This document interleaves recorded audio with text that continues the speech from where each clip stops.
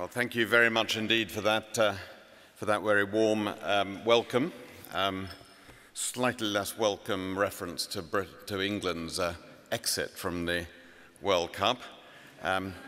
It was very good to have the chance to watch at least the last part of the German game yesterday. You know, you guys do know how to produce a cliffhanger. That was. Anyway, it's great to have the chance to be with you today and to speak at your annual summit on the modernization of the state and the civil service. This is, I know, an important occasion. Great that you do this in an international way, and I believe there are representatives from the Austrian and Swiss governments here as well. I sometimes think of myself as the minister responsible for plumbing, the bits of the UK government that are out of the public view, but which make it possible for government to work effectively and smoothly and deliver the things that the public expect of government. When you open the bonnet of the car and you look at the engine, you see, as you've made exactly the point, that the British and German governments are structured in a very different way. And actually, when you go around the world, you see governments that are structured in extraordinarily different ways. The OGP, it's a commitment, I believe, in the coalition agreement. I know there's so much that we can learn from Germany's own experience of transparency. So the first principle, openness, transparency, underpins all of the rest of it. It's now an essential platform, we believe, for the promotion of public service reform. The second principle for reform is tight control from the centre over common areas of spend. Controlling discretionary spending helps to ensure taxpayers' money is spent to maximum effect, reducing waste, fraud, and inefficiency. We introduced, within days of the government being formed, tough spending controls over areas like marketing and consultancy, like property. No reason why every part of central government should be making its own arrangements for property. We found that in Bristol, just one medium-sized city in Britain, central government, not local government, just central government, not the health service, not schools, just central government alone, was occupying over 100 different addresses. Massive wasted overhead, but also a huge opportunity cost of different parts of government being forced to operate separately from each other. So we're now making departments, by the use of these controls, so no part of government can enter into a property lease. No part of government can pass over a break point in a property lease without me personally agreeing it. We're making departments share office space and release underused buildings into the market. Last month, the Chancellor of the Exchequer and I announced that in 2013 to 14, we had saved £14.3 billion compared with spending of the year before the election, simply by doing the kind of things that most businesses and other organizations do when times are tough. And it's really important that controls over IT, consultancy, property, a reducing workforce, a civil service that's now smaller by nearly 17%, the smallest since the 1940s. But that tight control at the centre has to be matched by much looser control over operations, frontline operations, and that's the third principle. When governments grip the delivery of public services too tightly, it creates perverse outcomes and stifles those on the front line. That's why we're now shifting power away from the centre and we're diversifying the range of public service providers. We want public sector workers to take control of the services they deliver. There are today nearly 100 staff-owned mutuals, social enterprises for the most part, in the UK, delivering services to the value of around £1.5 billion. Something in the region of 35,000 public sector workers have spun themselves out of the public sector in this way. They've driven up standards, they've cut costs, they've improved productivity dramatically, they've reduced staff turnover, staff motivation is better. And interestingly, each one of these new enterprises, most of them have grown, most of them have won new business, new contracts to deliver public services.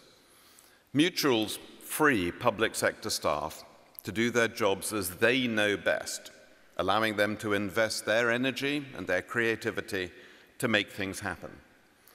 Not just to reduce costs, although they do, but to improve services and stimulate growth. And every one of these is a new enterprise in a competitive market economy, bringing together entrepreneurial leadership, a strong sense of the need to succeed as a business with the public service ethos, which is so important to make this succeed. We want to see these mutuals and the beginning of this movement of public service mutuals as part of a diverse ecosystem of providers of public services, businesses, commercial businesses, large and small, but increasingly opening up the market for smaller businesses as providers of public services. The way we had been doing procurement in Britain almost deliberately excluded smaller businesses from being able to bid, let alone to win that business. Joint ventures, civil society organizations, social enterprises, voluntary organizations, as well as the public sector itself, a mixed and diverse and dynamic ecosystem of providers of public services, providing them with innovation and quality. So that's the third principle, loose control, pushing control of the front line away from the center of government. And the fourth principle is digital. If it can be done online, it should be done online, and only online. As well as being cheaper, much cheaper, typically the cost of an online transaction is a 50th of the cost of doing it face-to-face, a 20th of the cost of it being done over the telephone. So it's cheaper, and that matters. But it's also faster, it's simpler, it's more convenient for the public to use. We've created a single website for all government services and information. People shouldn't have to understand the complexities of how government works. I mean, even us inside government don't understand how it works, so how do we expect the public to understand it? They shouldn't have to understand where the responsibility of one department ends or another begins. And now to find the information they need on the internet, they go to gov.uk. Our award-winning new site dramatically improved the government's web offering. It's open source. Our colleagues in New Zealand are using that open source code and making their own version, and other governments are looking to do the same as well and will benefit from that. The use they make of the open source code will improve the code, and that'll benefit us as well. We all benefit from using open source. We've now turned our attention to the 25 high-volume public services, including things like applying for an apprenticeship, getting a driving license, filing a tax return. We want all of these things to be done online and only online. We can unlock staggering savings while actually improving quality. But it's not just about swapping paper-based services for digital ones. It's about redesigning them from the bottom up in a way that puts the needs of users front and center. We're going digital by default. And fifth, the fifth principle, there needs to be a properly innovative culture in the public sector. So public servants feel they have, and genuinely do have, permission to try sensible new ideas. And I want to talk about this in a little greater depth. We've always prided ourselves in Britain on the quality of our civil service. It's sometimes been compared to a Rolls-Royce because of its seemingly high standards and effortless efficiency. While it's true that there are many areas in which the civil service has and still does excel, there are also many areas where it falls short. We are, after all, the country that created Yes Minister. And in case anyone thinks it's a comedy, think again. It's a training film. The truth is, all organizations have to modernize to keep pace with the times. Great organizations never cease to improve. That's what makes them great. And government and the public sector can't be exempt. And it doesn't just happen spontaneously from the top. It happens when the culture inside the organization is one where people strive relentlessly all the time to improve. And what's been particularly in Britain is that the people most restless for change, the people most intolerant of the civil service being too bureaucratic, have been civil servants themselves. Hard-working, committed civil servants are frustrated by too much process, too much red tape. They're frustrated by leadership that is insufficiently forceful. They're frustrated by old-fashioned, out-of-date and inefficient work environments and poor IT. They're frustrated by a culture that's too cautious and holds back bright, capable people. So 2 years ago, we set out our civil service reform plan. We set out our vision for an organization that's smaller, it's faster, it's flatter. And flatter is much less about structure and organization, much more about culture and behavior. We were an organization that behaved in a way that was too hierarchical. So we need to behave in a way that's flatter and more immediate, which makes us faster. That would be less bureaucratic, focused on delivery of outcomes rather than on process and structures. I always added on the end, actually it should be more fun to work for, because actually when most people in the public service don't do it for the money. The money is helpful, but that's not the prime thing. It's when you go home at the end of the day, knowing that by dint of what you have done, the knowledge you have, the energy, the experience, the creativity that you've put into the day's work, and knowing that you've made a difference, that's a big part of the reward. So, a need to change. And part of this is about giving civil servants the skills they need to do their jobs, particularly in our priority areas of traditional weakness, leadership and management of change, digital skills, commercial skills, project and program management. You can't just take a really clever person and expect them to learn on the job. And too often, we've set people up to fail. We've put people in positions of huge responsibility without equipping them to succeed. And that's not fair on them, nor fair on the country. So we need to train people, equip them with the knowledge and the experience and the confidence to lead and manage major projects and to negotiate multi-million-pound contracts. These are the skills we need to develop and retain. So we've established a commissioning academy that will help deliver a new wave of expert commissioners with the right skills for today's demanding climate.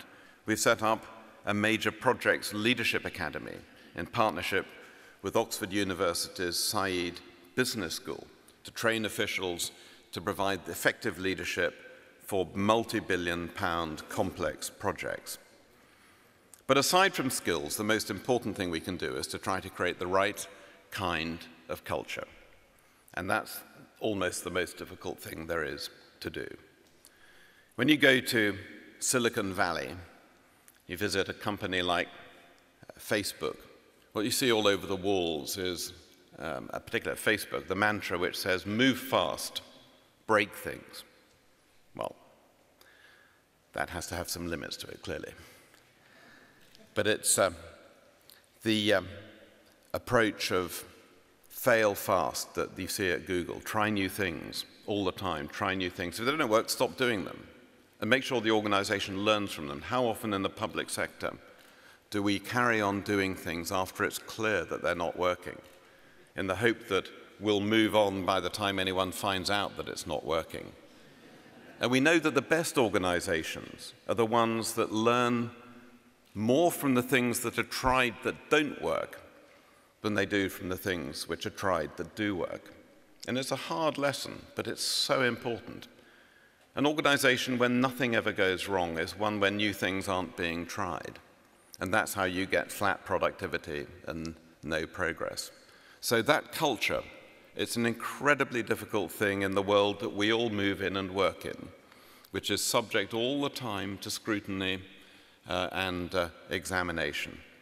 But to have that culture where you have permission to try new things, and the only crime is not to try something new that doesn't work, it's to try something new that doesn't work and then carry on doing it, and then allow the organization not to learn from it. So there are brilliant people in the public sector, brimming with ideas and bursting with enthusiasm, but it's almost as if too often they feel physically restrained from doing their best and putting their ideas into practice, not just by red tape and bureaucracy, but by a culture that's averse to risk. No wonder our civil service has been described as less than the sum of its parts. Risk, if managed properly, can be pioneering, original, and transformative. So I saw this myself, and I took a group of senior UK civil servants to Silicon Valley a couple of months ago. We visited Netflix and was amazed by how quickly they were making releases of code. They had teams of developers working on their own account, releasing on their own responsibility new code, and Netflix absolutely depends on things working successfully, and yet if something didn't work, they could take it down and improve it. It wasn't life or death. But what they wanted was this proper, iterative approach to design and delivery. Try new things, develop, see if it works. If it doesn't, stop doing it and do the next thing. Move on all the time, constant improvement. And they had the authority, the empowerment, and the responsibility to get on and do the job. And we need a culture that's much more like that, that's focused on the delivery of outcomes, rather than on having done the process right. What's the point in following a perfect process perfectly if you end up with the wrong outcome? How does that help anyone? How satisfying is that to anyone? Not a bit, neither to the provider of the service or the user. We need a culture where the status quo receives the kind of same rigorous scrutiny that we subject change to, much more symmetrical, where people feel able to challenge how things are done and experiment. And it's not easy. It means changing the way we recruit. It means changing the way we manage talent. One of the things we've already done is to start to open up recruitment to people with a far wider range of backgrounds. So for a long time, we've had a successful and competitive graduate fast stream program, attracting some of the brightest and best of graduates into the civil service. Now we've created a fast-track apprenticeship scheme to stand alongside it, because we recognize that young people who leave school and go straight into the world of work have much to offer. Microsoft and Apple wouldn't be the organizations they are today if it weren't for Steve Jobs and Bill Gates, neither of whom completed their degrees. We need the widest possible pool of talent developed in a broader way. We need people who think differently, bring a fresh perspective, people who can come up with creative ideas and who have the confidence to speak up when they see things aren't working. We're also seeking to break down barriers between the private and the wider public sector and ourselves, as well as with civil society, through secondments and exchanges. Long way still to go. It's difficult to make these things work, difficult to embed them. But this kind of culture change has a huge upside. And ultimately, success, the success for all of us, will be measured by a simple answer to a simple question. How has our work today helped people? This is a race with no finishing line. None of us will ever be able to say mission accomplished or job done. It will always be a work in progress. So where we in Britain have some expertise and some experience, we want to share it, because we want to improve and we want to learn from others as well. I look forward to our discussions today. I know there's a huge amount that we can learn from each other. Thank you.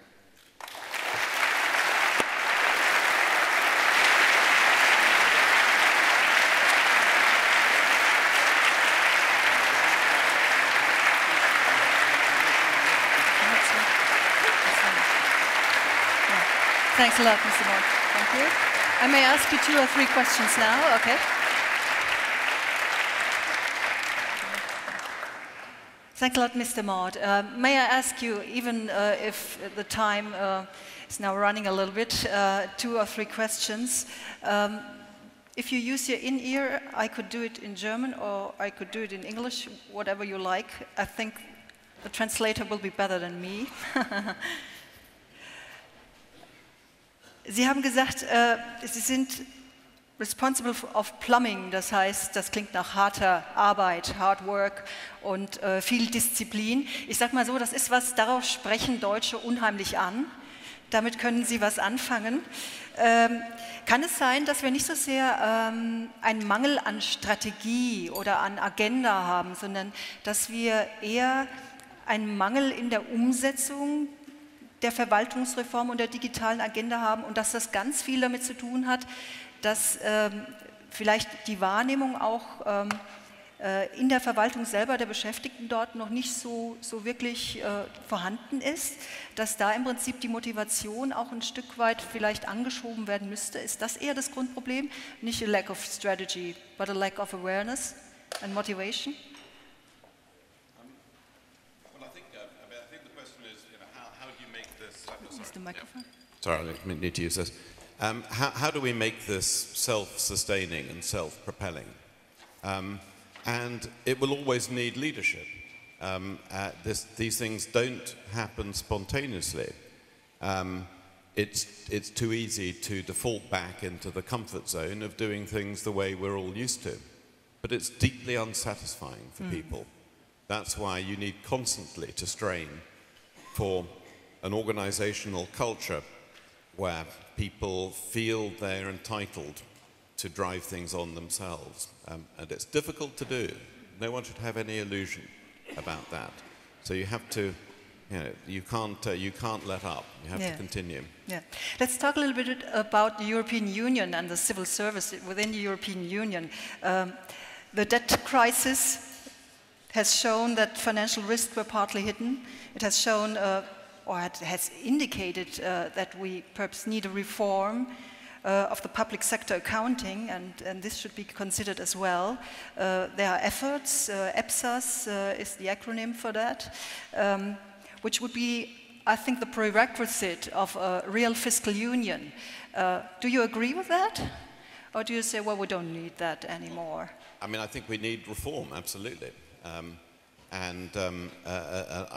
Certainly, as I go around the European Union, I talk to my counterparts in governments in all parts of the European Union. We're all talking about the same things. We're all facing the same challenges, the same problems. We're all trying to find answers, and we're learning from each other. And that's the great thing. And, the European Union as a whole needs to do that. But the key thing is actually the individual governments. All the governments that have problems of excessive debt and deficits that are too large, we all need to cut spending. And the right way to do that, and the politically popular way to do that, is by cutting our own costs, not by cutting the services to the public.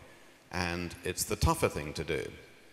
It's much easier if you're not facing the electoral music, as it were, to simply cut the services. But actually, what's the right thing to do is the tough things of taking out our own cost, attacking our own cost base.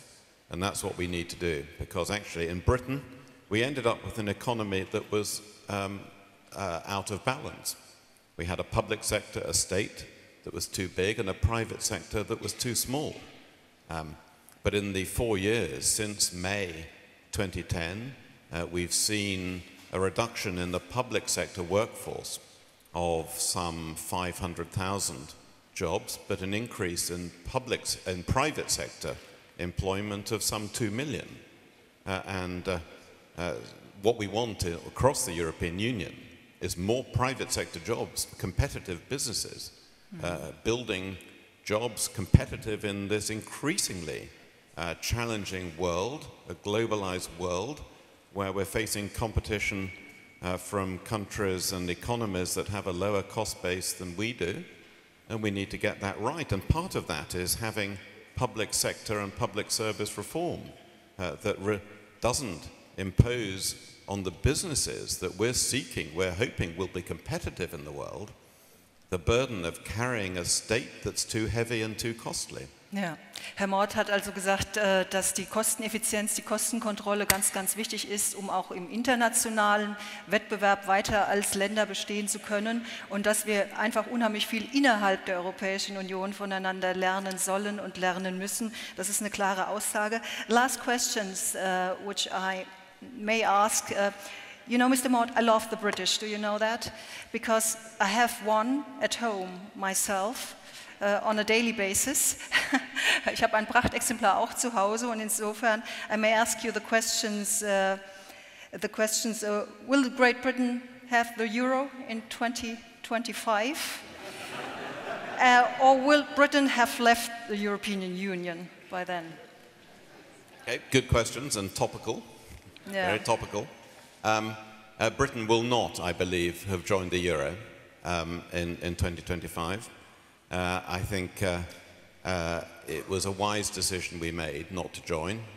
It's no implicit criticism of the euro as a project, although I think it's had its major challenges in the 15 years or so that it's been in existence.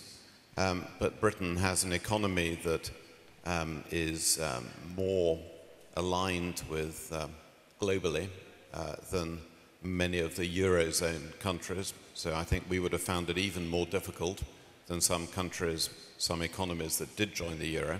So I don't expect that to happen. Will we still be in the European Union? I hope so. But I don't think anyone should have any illusion that what we saw happen in the elections to the European Parliament across the European Union, less so in Germany, it has to be said, but across the rest of the European Union, was the mainstream parties losing ground and in a way that was concerning. And the electorates across the European Union were sending the politicians a message, which is that they want the European Union to reform. That's particularly strong in Britain. While I don't believe that there would be a strong vote to leave the European Union, you can't take it for granted. And what I would like to see is when there's a referendum in Britain on our continuing membership of the European Union in 2017, I would like us to be able to show the British public that there has been reform, that Britain's relationship within the European Union, ideally reform right across the European Union, has taken place in a way that makes our place in the European Union feel very different. Yeah. Then I think we could advocate, the politicians could advocate continued membership with enthusiasm and expect to get strong backing. That would resolve the issue again for a generation. The last thing anyone wants is the issue to be an open question for year after year after year. So there's a challenge. It's going to be an interesting and demanding time, but with a huge opportunity to get it right. And I think Europe needs to change and reform. Yeah. We are in a very competitive world, and too often the European Union has behaved as if the world stops at our borders, and it doesn't. That's where it starts. Ja, Reform ist das große Stichwort, nicht nur in der Verwaltung, sondern auch für die Europäische Union. Und er hat ganz klar gesagt, Herr Maude, dass er hofft, dass das Referendum 2017 in Großbritannien, dass soweit schon Reformen stattgefunden haben werden, dass ein neuer Schub reinkommt, dass man in der Union gemeinsam tatkräftig weiter voranschreiten kann. Thank you very much for these open words. We would incredibly miss you in the European Union, indeed. So please stay, and please stay here with us.